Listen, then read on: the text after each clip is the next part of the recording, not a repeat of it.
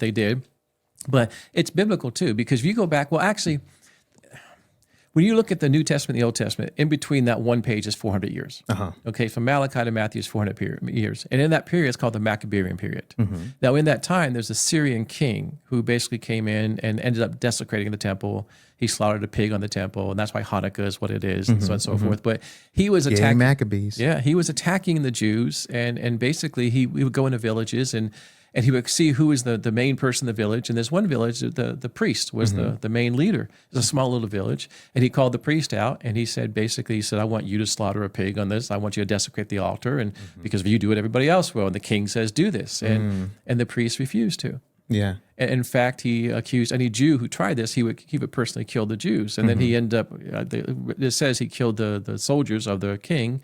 So the king got upset and came back. And that Maccabees tells us, and so does Josephus, 1,000 people died that day, men, women, children, and animals. So what we saw at Hamas goes back to that time. And when you have that, his name is Antiochus. And when you look at him, he becomes a foreshadow of the Antichrist. What he did in history, the Antichrist would do with the abomination of desolation in the new temple, when the temple's built. So yeah, when you say it happened before, it was that tragic. It was like that before.